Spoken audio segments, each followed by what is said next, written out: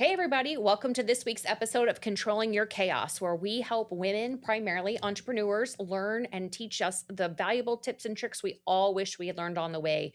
Today, I am so excited to have our guest on, Tammy Swan, who is in the financial planning, all the fun things related to that lane. If you want to introduce yourself and give us a quick summary of Sure, all the fun things. sure. Tammy Swan, and I have a firm, independent financial advisory firm here in town. Um, and I have been in this industry for 26 years. You got in when you were Um, two, right? yeah, right, all right. Fairly young, but just kind of grew up in the industry, and progressively got to a point where I wanted to, have my own practice and build something and really, create solutions for people and be in charge of that. I love it. It's not one day feels like a work day. And so I've always, felt like that if I could get to that point, then, that would be a goal that I would want to accomplish and definitely uh, say success for me. So, I love that. I um, love that you're like, the goal was this, right? You weren't just working towards, oh, when I make XYZ or whatever, like you had a goal beyond the financial oh yeah, impact, the mental absolutely. health impact, which is huge, right? Exactly, exactly, 100%. I have, 2 children that are grown. I have a grandbaby that's Mm, 2 and a half, Sadie, and then I have 1 on the way, so exciting. um, and, was, married in October, Yes. to Awesome, my Robert. husband, Robert, yes, Yes. and he is also a business owner, so we have that in common, and it's helpful when you both own your own business because you get the not late night for me, but the extended hours, Right. right? There's no animosity there Right. when it comes to putting your business first. Sometimes, not all the time. So yeah, I'm just living my best life here at 54. Love it. So I want to definitely dive into a couple of things that you brought up just now. First and foremost, when did you make the decision like, hey, this is my lane? Obviously, your kids were young when you started down this path. So tell me a little bit about how you kind of took the steps to, I want to be an independent and I want to balance or have alignment with the kiddos and the future in that realm. Because obviously, it's a full time job being a financial planner. Like people don't just need you, Monday, Tuesday, Wednesday from 8 to noon. Yeah, that's true. That's true. And you are, as an advisor, you're involved in all aspects of their lives. So I just had a conversation yesterday with a client who, is on the outs with his daughter, and is kind of confiding in me and giving me a glimpse into what they've been dealing with on a personal level. And so that really has nothing to do with finances, but it's just that level of relationship that you have. So to deepen those relationships and get to that point takes a lot of time. Um, so I just started in as an admin, basically, and then I realized very quickly that I wanted to be the one providing the solutions for the client and not the one just opening the accounts. And so I was licensed in 2006, and primarily to pair with an advisor that was retiring. So to be a junior advisor under a senior advisor, and he would retire, and then I would take over the business. And then, life happens, things happen, and it doesn't always work out the exact way that you planned it, but it works out the way that it should. Love that, right? And we all like when Yep. it comes to trying to control things, you're Yep. like, it didn't work out this way, but it worked out the way it needed to. Yep. And we talked earlier about Yeah. how I'm a control freak, Yes, and we're yes. both Me kind of too. on that same level. It's hard to, like, not want things to go down a certain path, but then you look back, when you get to be my age and you realize, oh, it wasn't supposed to go down that path. I was supposed to go this way. And so I just, became licensed, which was, um, a lot of testing and a lot of studying. And then it was like, okay, well, I think I want to supervise other advisors, and I want to be, I want to be in management. So I went to a different firm, and I obtained my Series 24, which allows me to be a principal and manage other advisors. And So I did that for a little while. I learned really quick that, as soon as you put on the management hat, you lose IQ points. So that's when I decided, okay, well, I've done this, this, and this. I've sat in all these different seats. I feel like I have a pretty good handle on, um, just, what my long interim goal would be, is to basically own my own practice. So my business partner and I sat down with a good friend that had started an independent firm, Mm. and it was very early on, but it was a great business model. I mean, having hired advisors, fired advisors, managed advisors approve their business. I understood the concept of what he was trying to put together, and the attraction, that would be real easy to recruit. So the goal was to go in. This is one of those pathway things that, Yeah. that did not work out the way that I thought that it would, but it ended up being great. Was to just for Rod and I to have our own little sleepy, firm over here, and DBA under whatever name we decided, have an assistant, and grow a practice. And then he would retire. He was already in his 60s. So then he would retire. I was in my 40s. Mhm. And I would take over the practice and bring someone else in, and just Carry on, yeah, right? Yep. carry on. Yeah. Yeah. And we ended up taking down about 3,500 square feet at 410 in Nacogdoches Mhm. instead. Mhm. And so we had 14 empty offices that Oh, we began to fill. oh, but good for you. That's some real estate. Yeah. Yeah, and Yeah. I was like, "How did we go from this to this?" Yeah. So we started, the firm, in 2011, and it was like, "Okay, now what do we do?" Yeah. We're just sitting in this empty space. It's just him and I. We had a small book of business. I had not been in the business for, building my own book as an independent for very long. So it was just very scary. I don't know. Well, we need to recruit other advisors. Well, how do we do that? And his background was in recruiting and management, so he had a lot of respect in the industry. We turned to Trayware, with the radio Oh, host. yeah, yeah, yeah. Yeah, and we did some advertising, and Oh, we did a lot of this, yeah, yeah, yeah. just talking. Yeah, yeah, yeah. And it wasn't for the goal was not to recruit clients; it was to recruit other advisors. Gotcha. And we got some traction. It worked. We did that for a while. Ben Bailey is the Yeah, one that kind of yeah, set it all up yeah. for us. And so we filled the room, we filled the space. It took some time, Yeah, but we did. And so now it's just kind of on autopilot from a recruiting perspective. So I'm more focused now on just building my own practice and acquiring other practices. And I met with a lady last night that's retiring, and so the goal is to bring her in and obtain her practice. And so growing, at this point where I can see the horizon of retirement and what that looks like for me mhm. personally. I talk about it with my clients, but I also have to look at it for myself. I'm Don't in be a the shoemaker, right? I mean, the shoemaker. I'm in that phase of my life Yeah, where, I've got grandbabies, and that's really where I want to spend the majority of my time, and then with my husband, and yeah, just traveling. And we love to travel. We travel a lot, and so there's a shift, and so I've really got to be laser focused on, but then open to, well, this is the route that I know that I want to go, yeah. but I may take some detours to get there. For sure, So. for sure.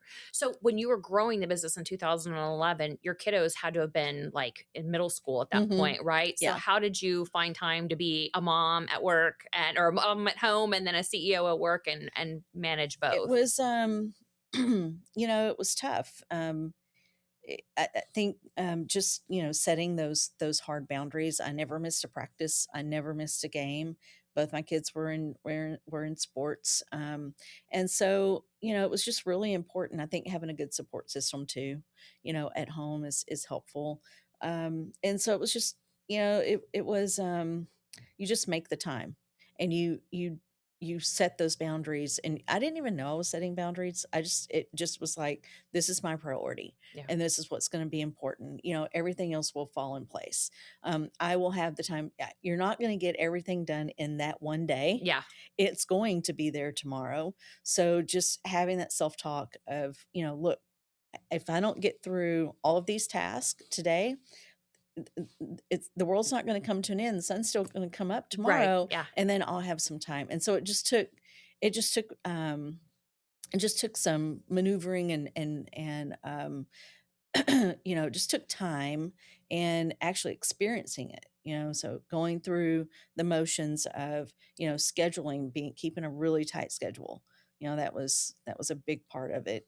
And That goes to being that whole control, like, yeah, but owning your day. I tell people if I can win in the morning by 8 a.m., whether it's working out or getting the load of laundry done, like that's a huge, right? That's a schedule in and of itself. But at least mentally, I'm like, okay, I'm not coming home to a pile of dishes after a 12-hour exactly. workday.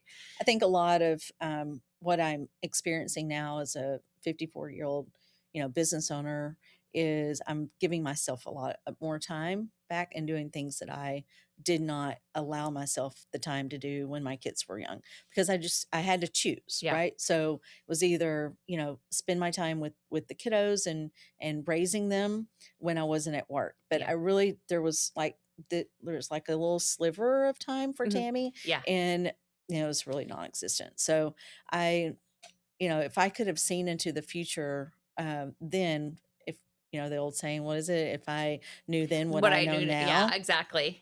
I would have been way more relaxed about it, I think, and excited, because now I am in that phase of my life. So Right. I think for the young moms that are building businesses for themselves, or and then raising children, and in some cases even grandchildren. I know of a few that are Oh, yeah. in that scenario. I think just to, give yourself a little grace, and allow yourself the opportunity to kind of see what it's going to look like. They're not going to be little forever. And Mhm. I did continue to tell myself that Mhm. they are going to grow up and they are going to be gone. Yeah. And I'm going to want these days back. And so the good news is, if you have grandchildren, you get to kind of relive that in the Yes. best way possible, Yes. because you're not responsible for them, but You get to sugar them you up and just take them back. you just get to have fun. Yeah. Like, here, you want more Easter egg candy? That's fine. It's Yeah, great. exactly. You don't Yeah. have to. What I always jokingly said, nobody sees on their tombstone, she kept a clean house, right? Like at the end of the day, I have Yeah. friends who are like, oh, I don't have people over. I've got like laundry everywhere. And I'm like, no, you're No. human. Like you make me feel better when I come over and you can eat off the floor. I feel like I'm failing, you know? Mhm. And so I think to your point, giving yourself more of that grace and reminding yourself these days aren't going to last forever. Mine are 12 and 17. And we were walking out the door this morning and I was like, okay, Vivian, you're going to fold the laundry that's sitting on the chair. And you, Gabby, are going to empty the dishwasher when we get home, right? And it was like, yes. And it's like, okay, I finally feel that like turn of this The doesn't shift. all have to be on me. No. And like, I think for years it was like this badge of honor when you were doing it all. And now I'm Mhm. like, why? They really need to learn all of that along the way. So, something you said earlier I definitely want to talk about is that you built the relationships with your clients. And I Mhm. think in nowadays people are all about buying the leads and doing massive amounts of marketing, but what I heard you say was you lock in on the relationship aspect of your business. So Mhm. talk to me about how you've been able to kind of cultivate that and use that in your business on a day to day. Yeah. So, this is a business of relationships, and it's 100% based on how you connect with people. When I take on a client, I take on a client for life. So if it's not a fit, I have no problem letting them know that maybe you need to go look elsewhere. I don't think that we're going to be a good fit for each other. Which I think is so healthy, and I do that in my business, right? You Like, have to. "Hey, we're not a good fit." That doesn't make either one of us bad people. It just Mm-mm, means we aren't the people for you, and that's okay, and I think 100%. that's huge. Took me a long time to figure that out. You and me both, sister. But now I got it, Yeah.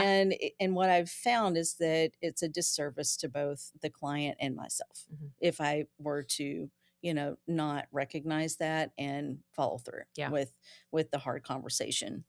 Sometimes it's hard, sometimes it's not. Sometimes they want the same thing. Yeah. But it is a relationship business based business. I think that, in my industry, Obviously when you open your statement, you see that you're down. It's like, oh man, I wish it would be up. But at Yeah. the end of the day, it's more about the communication. I try to communicate with my clients through, email and things like that, on a regular basis, and then just answering the phone. Mhm. Just, if you call, I am going to answer the phone. Yeah. And if I can't, I will call you back. Yeah. And my clients know that. They know that I'm accessible. They know that I'm not hiding under a rock, especially during times of volatility in the markets. And so that helps to build trust, which then leads to a very healthy relationship. So the basis of everything is trust. It's like in BNI, our networking Yeah, group. which is how we met, yes. Yeah.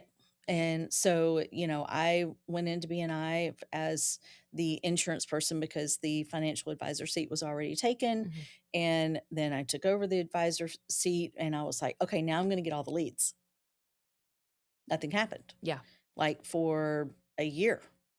But I realize now, looking back, once again, rearview mirror, is that it was about, I had to build that trust base first.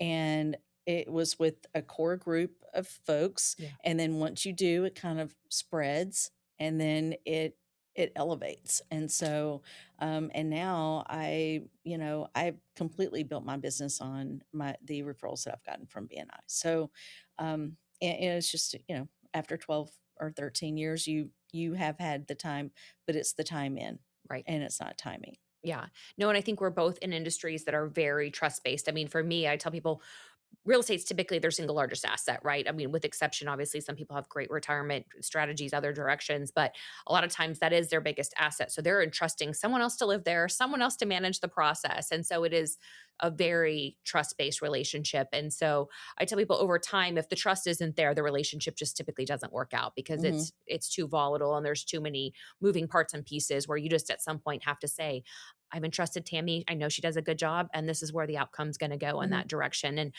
both you and I also experience some of the highs and lows of people's lives, right? Death, divorce, marriage, all of those things impact where they're going. And Yeah. so I've really had to learn not to take people's emotions on in those relationships. And that's hard because you want to love up on people and you want to be a part of their lives, but you realize you can't own everybody's, chaos, so to speak. And Yep. you have to create that for yourself. And so, one of the things we strive to work on here is to teach people how to be better business owners. And so, what are some tips and tricks you've learned to kind of love up on people, but also create some healthy, controlling mechanisms where you're not in their chaos as well at the same time? That is, you're spot on. That is a great point. And it's hard just as women, Mhm. and as we're nurturers Right. by nature, and we've raised children, and so we want to be the caregiver, and it's hard to not to cut it completely out of your personality, but to just kind of set it to the side when you're dealing with business related um, issues, or your relationships with your clients. um I'm still learning. I don't think that it's something that you just turn off and on like a light switch. Yeah. It's hard to not be empathetic, um, and to want to help people, Mhm. dig themselves out of Their chaos. Yes. their chaos. Yes. But it's very you hit the nail on the head. It's very important that you don't allow that to attach itself to you, because then you're going to carry that Mhm. around with you. So you can be empathetic. You can give them good advice, but then you have to let it go, Yeah, and you have to move on, and they will figure it out. And so you're not. It's one thing to listen, it's another thing to want to be a fixer.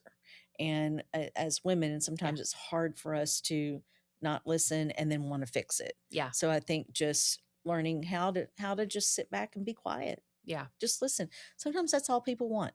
They just want someone to hear what is these thoughts that are going through their brain. for sure. And I think you start there, and then you just kind of, you hone in on that, and you figure out how to be a better listener and not necessarily a doer.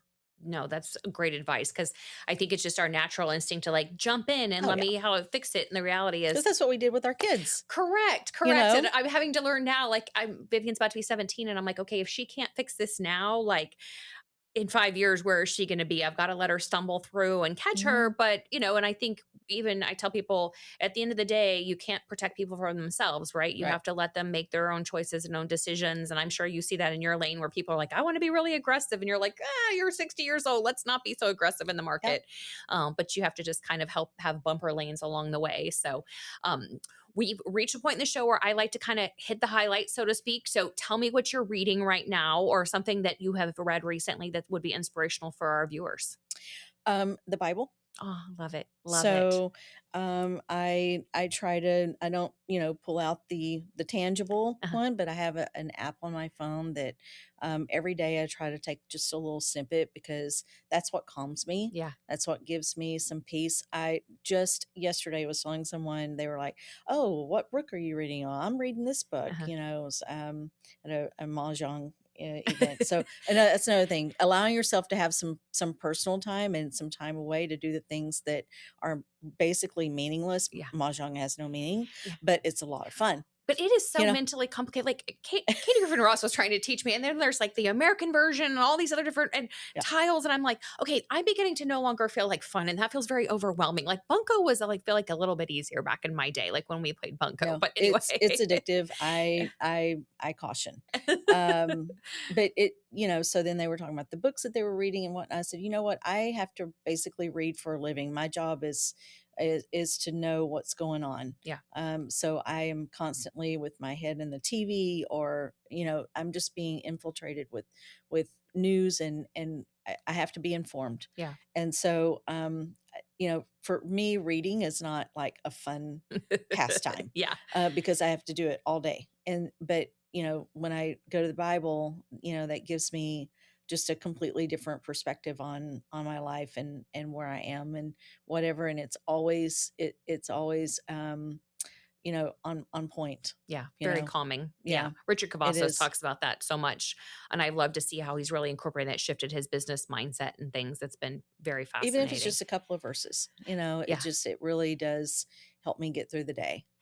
I keep hearing about like a chronological study, and I'm kind of just fascinated because it does kind of jump around in time frames. And so for me, like just the boom, boom, boom of the chronological seems like a fun exercise that I will get to at some point.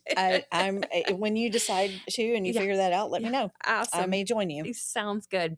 You have hit and talked about this several times, but could you maybe three things if you were 20 years younger, would you wish you had known, either being a Mm. young mom or young in business? What three things would you tell our viewers, like, hey, I wish I had known this years ago?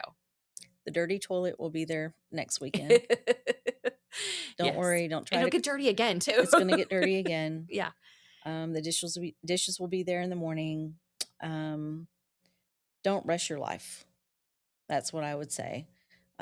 Stop, take the time to look around, really soak up what's happening, especially when your kids are in, like, for you and the time frame that you're experiencing right now with them being teenagers. And I know they're annoying probably a lot of times, but looking back at photos, now I'll have our pictures, Yeah. right? And so just really taking the time to absorb the moment Yeah. of them growing up. So I think that's definitely one.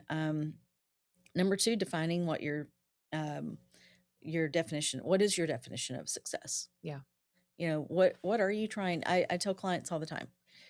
What are you've saved? That's great. I love the fact that you have money in your buckets. Yeah. But what for? Yeah. What is our goal? What Yeah. are we trying to accomplish here? Yeah. And 9 times out of 10, they cannot tell you what they're trying to do with these buckets, right? So I would say have some very clearly defined goals and think outside the box whenever you're thinking about what those goals are. And then I think the last, but maybe the most important, is just take time for yourself. And I wish I would have done that before. I just started working out a year and a half ago. I feel so much better. We talked about Yeah. how, just doing something for yourself is important. And self care is super important. And I put that on the not even the back burner. Like it wasn't even in the house, wasn't in the kitchen. It was way out there. But now I think that, if I could go back 20 years, I would have incorporated a lot more self care because I think you suffer from not doing that when you get to be my age. Yeah. So, No, for sure. I mean, I have in the last year and a half, almost to your same time frame, have really started going back to the gym, and I feel the difference of how I show up for my clients. but don't you in the back of your mind think, I wish, why didn't I do this 20 years ago? Mhm. Where would I be right now? Yeah. No, You and know? I have been, I've shifted and get up. I've been doing the 5 a.m. club. And so I do get up earlier because I still fight that internal of like, it's 8 a.m. I should be at my desk working. And when the kids were little, like you had a lot more structure because you had to drop them off at 7:45. And so now I get a little bit more freedom with Vivian driving. But the days I don't work out, I can tell in my attitude. I can just tell like how Mhm. different. And I think to myself, all those years of just being so stressed, had I just taken a 30-minute pause, I think you think, oh, I have to work out for an hour and a half, or I have to do this, or I have to go to a gym and I don't have childcare or whatever. And now I've realized like a 10-pound set of dumbbells would have done just fine. And I could have done it in the living Yeah. room and everything else. And so definitely that's probably one of the biggest things I think about now is I wish I had worked out more when I was younger and I say workout, but not like I'm bodybuilding, but just to your point, like, Just self-care. yeah, Just taking the time to, because I think as young moms, we're like, well, your priorities are your kids, your work, your family in general, and then you're somewhere at the very bottom. yeah. And it stays that way for decades. Mhm. And when your kids turn 18, they're not grown. Yeah. Oh, no, they don't get off the payroll. And if you're a business owner, you They're keep them on the still payroll for a while. So, they're still they still very much need their parents. They need to be parented, and the parenting is still a big part of their life, even when they're 18, yeah. 19, 20, 21. Like it for different children, it ends at different times, Yeah. or it slows down. Right. But there are some that it takes a lot longer. It takes them a lot more time to figure out. And I think if you have children that are Mhm. adult children, that's taken them a while to find their path Mhm. and to figure it out, it certainly doesn't mean that you failed as a parent. I It love just that. it Yeah. just means that they're taking a little bit more time to figure out exactly what they want to do. And there's no rule book about how long it should take for you to figure out your life. I'm still figuring it out at 44 any day now, right? Me That's too. yeah. Aspects of it Yeah. anyway. But I think to not take that on yourself as a mom or a dad, that you've somehow, have not done your job. That is a amazing nugget because 'cause you're right. Society just says, "Oh, what did they do wrong as a parent or whatever?" And At this age, they yeah, need to do this. At this age, yeah. they need to do that, and that is not how it works. It's like I remember when that Vivian or one of my kids was struggling with potty training, and I was like, "They're not gonna go to college in diapers." Like, I just had to finally Yeah, tell myself that and go, "It's gonna be okay, right? yeah, It's gonna be okay," and they each have to find their own path, and so I love that. I think that's something yeah. really good to shine the light on is that especially nowadays, it's just so expensive for kids to live on their own and figure things out, and with Mhm. technology changing, jobs that they thought they wanted when they were in high school, even, 5, 6 years, 7 years later, aren't the same jobs with everything changing so quickly, and so I definitely think that that's a great highlight, and a And they're great still nugget figuring out who they are. for sure. So it takes different people, different amounts of time to figure out who they are and what they want to be. Yeah, And so it's just as long as they know you love them, that's what absolutely. matters. That's awesome. Yep. Well, with that, I wanna just thank you again for your Well, time thank you. and love catching up with you. I miss It's seeing fun. everybody at BNI, but I missed you too. love seeing all y'all's faces and getting to connect with you through the Sure. podcast. So, Sounds good. as always, like and subscribe, controlling your chaos. We'll be back next week. We hope you guys have a wonderful day. Thanks so much.